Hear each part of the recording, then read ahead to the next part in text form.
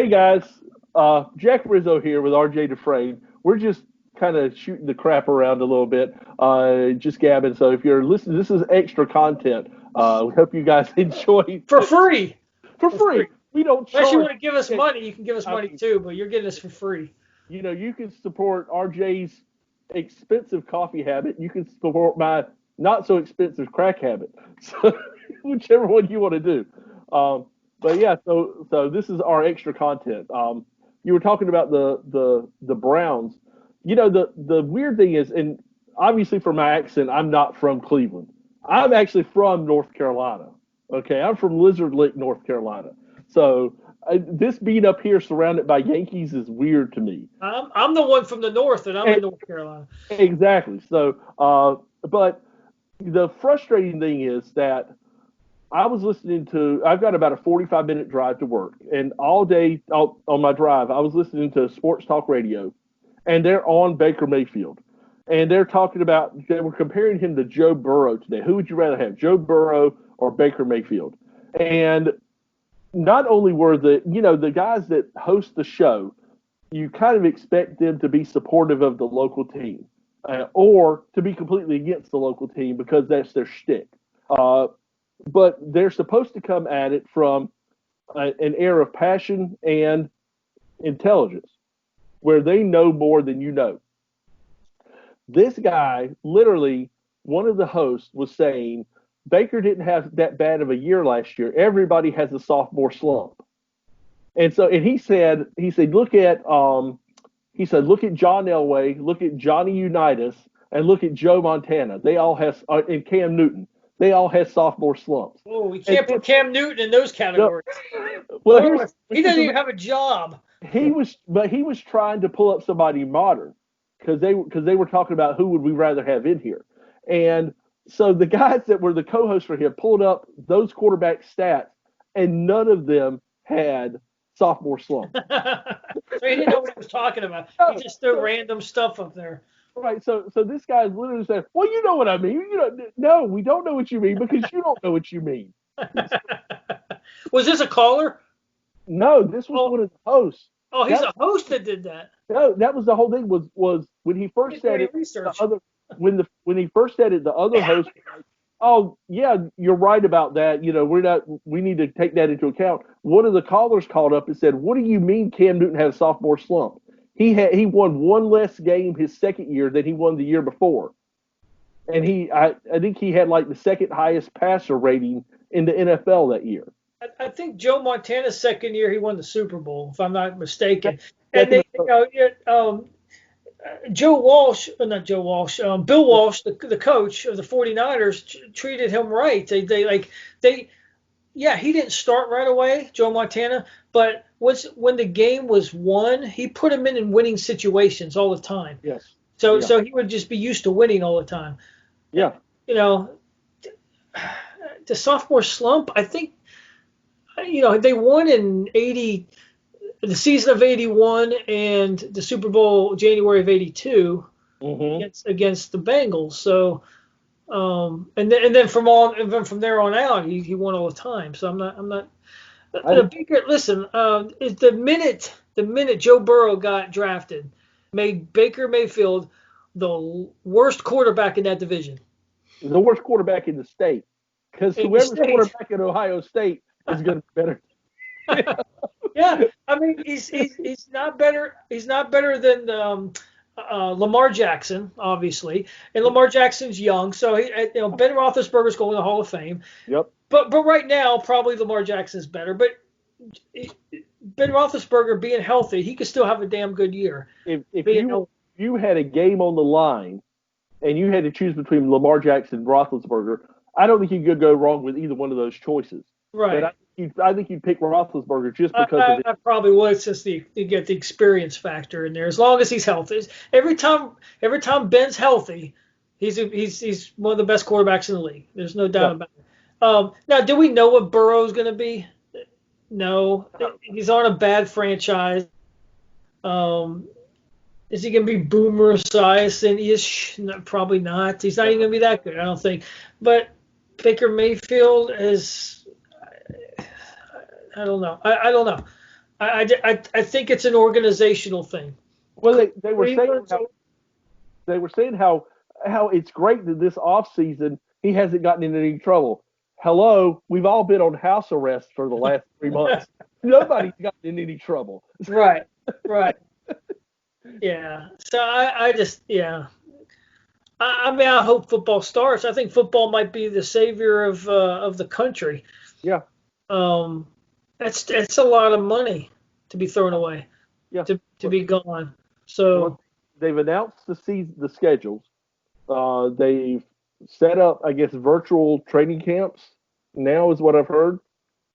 So I don't know what you think. I think it's going to start on time. I think it is too. But I looked at the schedule, and the Steelers' first game is in New York City. I don't think they're going to be playing in New York City. No. They're playing against the Giants in the first game. I was like, that's interesting, but Wow. I don't know. I mean, you go on and on about this thing. I think there's so much misinformation out there. I can just go by my gut, and my gut's the same now as it was in March. Like there's something off about this. Nothing seems right. There's no reason to panic like we're panicking. There's no reason to wear masks. There's no reason to quarantine ourselves. Quarantine in the dictionary is for the sick, not the healthy. Oh, I hate it when people call it quarantine. It's not. It's not quarantine. By definition, it's not quarantine. If you want to define anything, it's house arrest. You are under house arrest. Right. It's without being charged with a crime, without facing your accusers, without a jury of your peers, you've been put under house arrest. Yes. And all these businesses that are getting attacked, they're not even getting attacked by the government. They're getting attacked by citizens for opening. Yeah. Trying to make a living. And the own citizens are like, oh, how selfish can you be? Do you not care about the lives? I should do an episode. I'm going to do an episode when I start my channel about the power of language. And it's been like that for a long time, forever. But we go back in U.S. history. Since we talk about U.S. history, it's like Wilson used it. Mm-hmm. They phrase certain words to make it sound good. Yep. But it's really pure evil. Yep. What was it? I was hearing somebody said, social distancing. Yes. It's not social distancing; it's physical distancing. But I keep seeing this thing where somebody says physical distancing must not have focus grouped well enough. It's not funny. That's probably 100% accurate.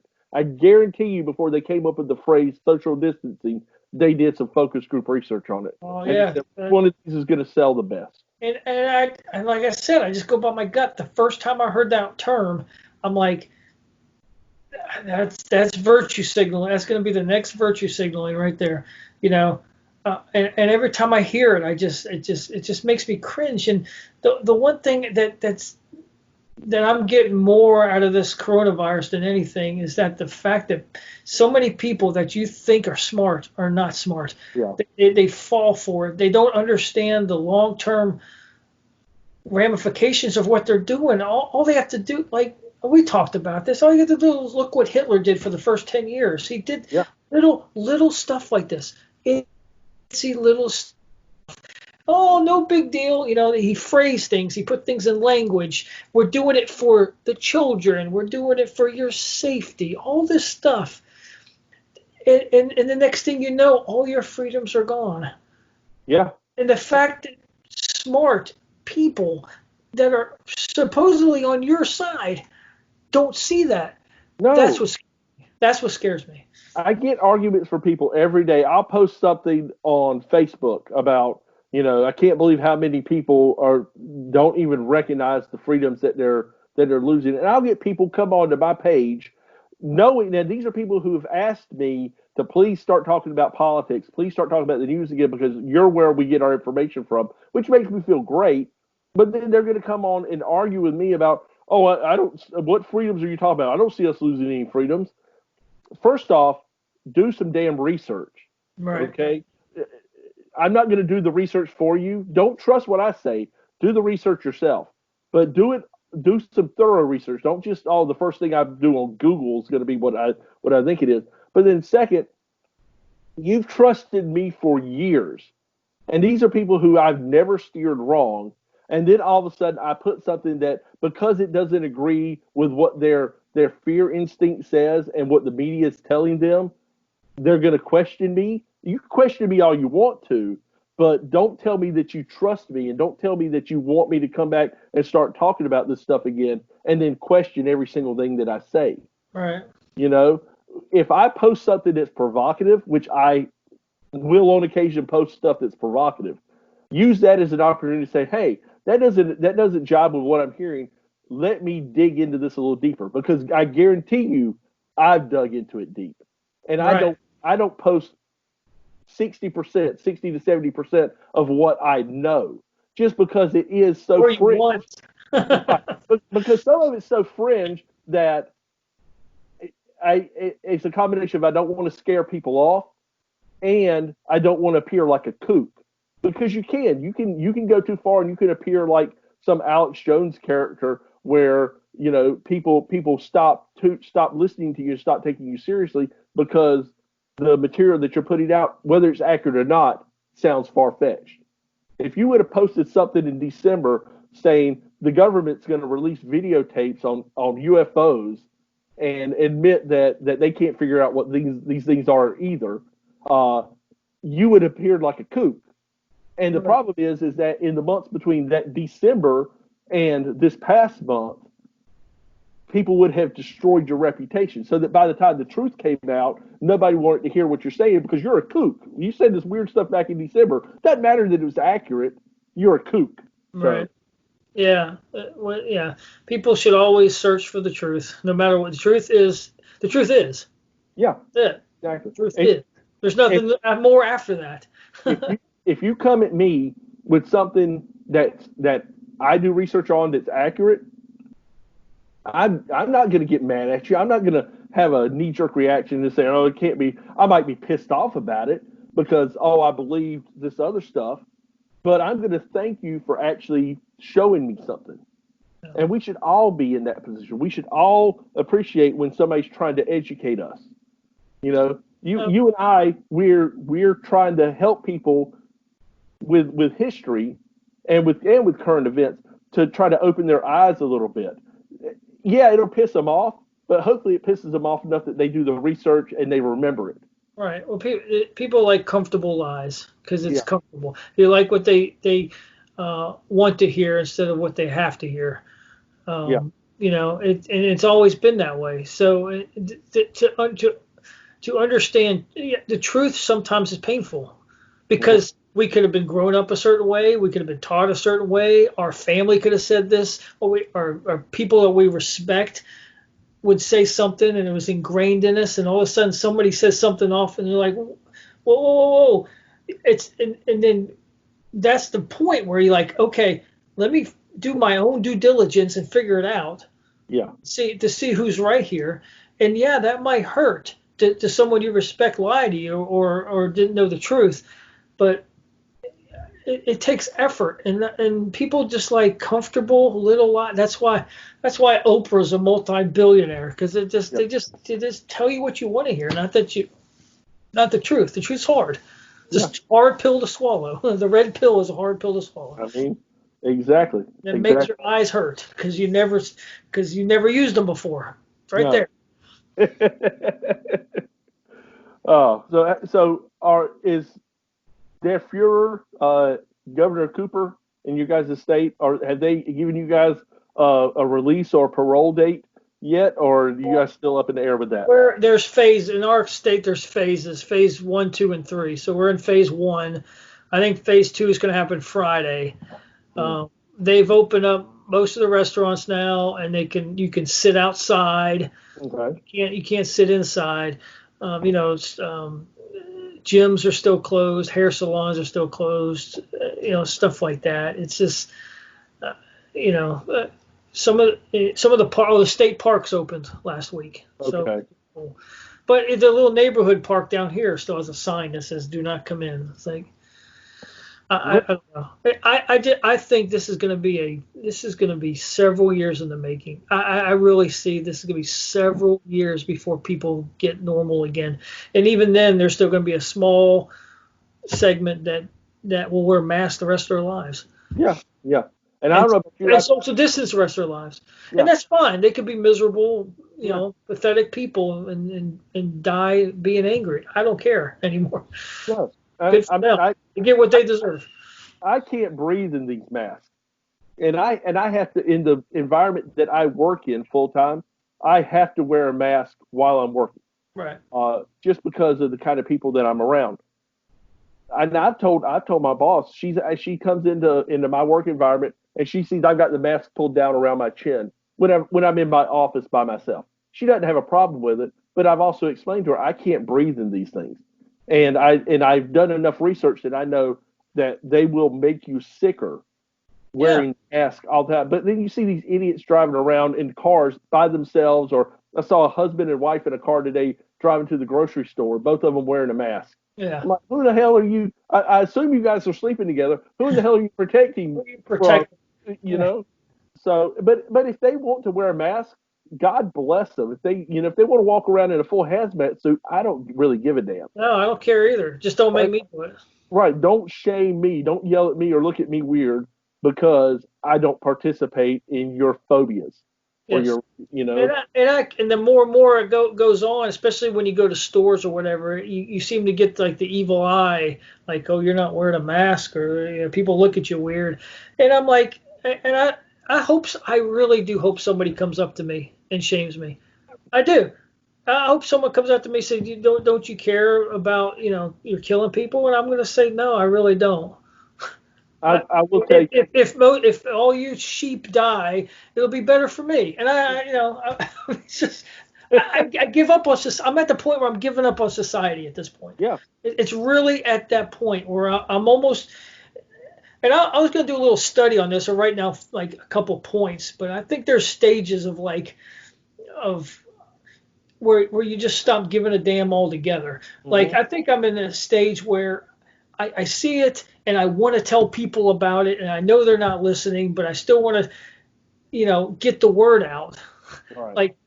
Like tell people my stance. And I think the next stage is where I stop telling people my stance and just let them do whatever they want to do, but be depressed. That's where I'm at. That's where I'm at. Yes. Because I just got out of the stage where you're basically telling people, look, will you please just not be an idiot? Right, And but I even been on social media where you get off of it and you're like, I'm oh yeah, no, I'm getting there even on because social media. I'm a lot more adamant with folks because I have time to sit here and write out my thoughts and try to present a more coherent argument than just face to face with somebody in a grocery store. right. Uh, but even then, I see, I've got a couple people on social media that I've tried with them, man. I really have. And these are people that are in my family, some of them, and I love them. But dude, I can't beat my head against the wall, but for so long, I just Right. can't. You can't go on for so long because then you're gonna be yeah. So I'm like in this middle ground where at the next stage is where I'm gonna be. All right, you do what you want to do. I'm done. But like I said, I'll not depressed in a clinical sense, but it would be like, crap. This isn't the world or the people that I thought I would be in at this point. Mhm. And that world that was in my head is now gone. So that's going to take some time to process till I get to another stage, which I believe is stage 5, where you just don't give a shit anymore, and you Yeah, actually enjoy it. You enjoy the decline. yeah. Uh, That's Have the fun. Just stick it in there. Yeah, okay. Yeah, with a fork. Yeah, okay, good. Yeah, that's good. Yeah, at that point, like they deserve what they get. yeah. This whole "we're in this together" crap. No, we're not in this together. Never in this together. You want in it together now because you're in trouble. Yeah, I want my exactly. shit. But Yeah, nobody was in it together with me when I was dead broke and was eating ramen noodle for 2 years. exactly, Who exactly. was in it with me? Nobody was in it with me. Yeah, exactly. Go screw. So, so two things that I did want to say that I saw this week. that really gave me some hope. First thing was every day on my way home from work, I stop by the gas station. And I get drinks for the whole house, because Speedway sells drinks for like 79 cents. And I'm just like, you know what? That's a treat for everybody. I'll go spend a couple bucks and bring everybody slushies or drinks or whatever. And the other day I was in Speedway and there were probably 10 or 11 people in there, none of us wearing masks. And people just going up talking to each other. I'm like, this is how it should be. Right. And yeah, that's stupid. That's at a gas station. But it's every day it's like that. And then I go to Hobby Lobby. They like in North Carolina, around here, they just opened up the retail stores. So I stopped at Hobby Lobby to get a couple things. And I love Hobby Lobby. I mean, they're a great company. And, so that was going to be the first place I went to. So I'm standing in line, and they got these stupid, because they have to play the game just like all the other places. Right. Whether believe it or not, they're going to go through the motion. You don't have to follow them, by the way, but they're going to go through the motion. Right. They get in trouble. Right. So they got these little X's on the floor every 6 feet apart you're supposed to stand on. And I looked in the line, and it was a long line, and people were distancing more than normal. But I looked all the way down the line. There was maybe 7 or 8 people. Every single person, you could see them when they went forward a space. They looked around to see where that X was, and they actively avoided it. And I was like, that's what I'm talking about. That's America right there. You tell me, give me a little X. First off, I've seen enough Wile E. Coyote cartoons to know not to stand on a freaking X. But this is America. You put an X where I'm supposed to stand, I'm going to do everything I can not to stand on that spot. Right. I hope you're right. I hope so. I hope it's the silent majority. As Nixon said, the silent majority that comes out and is on my side. But the more and more I just don't see it. And down here you got there's different like grocery stores, like there's Harris Teeter and there's Lowe's. And these are if I go into those stores, like it's 90% mask. Of course. Food Lion? Nope. There's maybe 20% mask. You know what? If the food I don't like Food Lion, but I'm going to go to Food Lion from now on. If the food at Food Lion and Piggly Wiggly didn't kill you growing up, there ain't no virus on the earth that's going to put you down. Okay, it's got to be. Yeah, and when Harris Teeter and Lowe's closes at 7 all the time, and Food Lion's like, nah, we're staying open till 11. Yeah. I'm gonna go support that from now on. To be honest with you, I don't like Food Lion, but I will most likely now next time go to Food Lion because they were acting semi-normal. Yeah. Well, that's why I wanted to go to Hobby Lobby, because I know around here Hobby Lobby had been basically one of the companies that had been like, look, let's just freaking open up. We can handle this on our own. Right. Our company it should be. It's my business. Go screw. Right. And if you go to Trader Joe's, I don't know if they have Trader Joe's up there, but it's crazy. Like I drive by it on a Monday afternoon, and there's people waiting outside, and they got the little things there, and everybody's 6 feet apart. And they all got their mask on. It's like this sheep machine coming in and out, and I just drive by and I'm like, what do you need that bad that you're going to wait outside 50 deep around the corner to get to Trader Joe's? But you can get a Food Line right now. Yeah. Oh, it sickens me just to watch it. And people are like, yay, look at what Trader Joe's is doing. They're doing the right thing. No, they're doing the wrong thing. Yes. Yeah. They're doing the wrong thing. Because here's the thing, where, we say, if you want to wear your mask and stuff, that's all right. You do your own thing.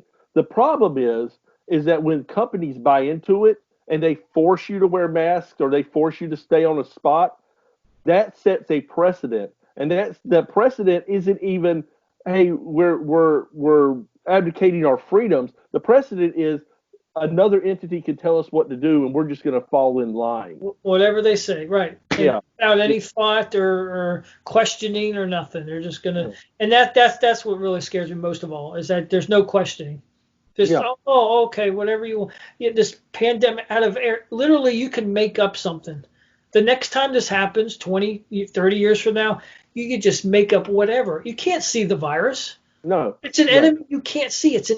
They created an invisible enemy to bring out fear in you. If they Yeah. can do that, they can do anything. Yeah. How can And they we're not not see that? They can make anything up.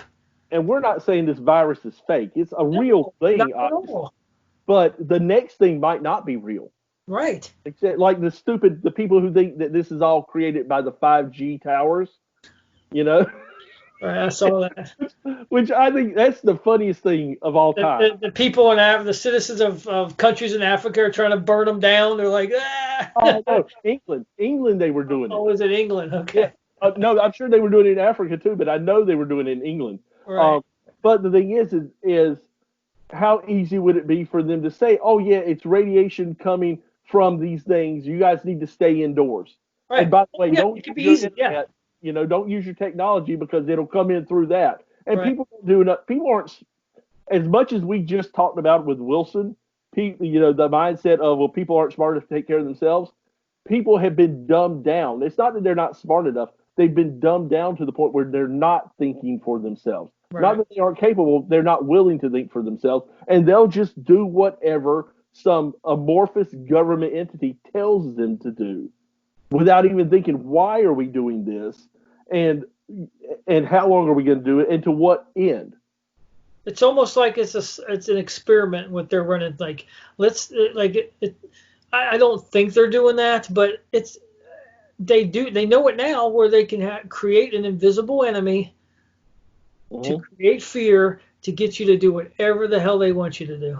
I think that there's a segment of the political folks in seats of power that are basically using this as an experiment. Some of the governors are definitely seeing, okay, how far can we push this to where either we can make changes now while we have a panic set in, or so that we know how far we can push it down the road. The light bulbs are going off in evil people's heads right now, and if it's not this year or 10 years from now, they're going to read about this in the books, and there's going to be some evil mind, whatever, 20, 25, 30 years from now, is going to come up with this wild idea and make it years in the making, and create this invisible crap that, I mean, you don't need guns anymore. You don't need airplanes. You don't need bombs.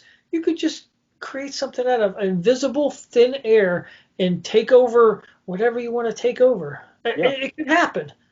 Yeah. This is proof of it. And people don't see that. They don't say, "Oh, we're just it's just a virus." And yes, it is a virus, but there's more to it. Yes. It's not the virus, it's the response to the virus. Quarantine healthy people. Yeah. Our grandparents would not have stood for this. I say they would not have stood for this, but then you look at what happened in World War II with internment camps and things like that. Maybe they would have. They would have. I mean, look, yeah, they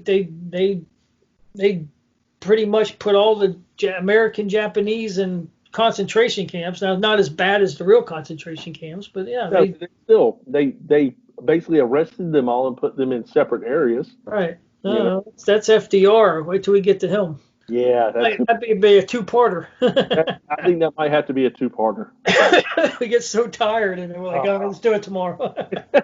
I can't think straight. I'm going to jump out this window. Oh, man. So. Cool. Yep. Well, hopefully things will get back to normal sooner rather than later. But, even that pisses me off to have to say get back to normal. It's bad when you have to look at a restaurant and see people actually sitting outside, and you're like, oh man, isn't that great? The fact that you have to think that makes you feel happy is like that should be everyday life. It's good that we miss things that we might have taken for granted. That's one thing, but that should have never been taken away in the first place. No. We should. What I would have liked to have had happen. Not that I wish it on anybody, but that this would have been just a European and Asian thing, and then we looked at them and saw all this crap happening. And like, well, we're glad it's not here. We've still got our freedom. But I don't know that people would have seen it that way. They're not. I mean, in some of these countries that never shut down at all, they're not seeing any more effects than we are. No, and That's where I get depressed. Is Sweden, Japan. yeah, there's these countries that they don't have as many freedoms as we have, or we had, but they decided to go a different direction, and now you see that we threw away this crap for nothing, Right. for nothing. So, oh, well, now I'm going to be all depressed. I'm going to have to go drink now. No, go watch some Bugs Bunny cartoons. You'll be fine. Yeah, no, because then I have to see all the X's and stuff like No, that. not Coyote. Not Coyote. Go Elmer Fudd or something. Elmer Fudd. Yeah, Yeah. Elmer Fudd always makes me smile because Yeah. I kind of look like him. Yeah. Go on YouTube. Seriously, go on YouTube and watch the Goofy football. How to play football That's with the taxidermy tech and yeah. that's funny stuff right there. Oh, that's the They don't best. make stuff like that anymore. I guarantee you that. My brother showed his little 9-year-old son that, Mhm. and he like watched it every day for a week. He loved it. This is a Goofy cartoon from the 40s. He didn't want to watch anything else, but because that was good stuff. Of course it was. It was well written. It was funny. It was accurate.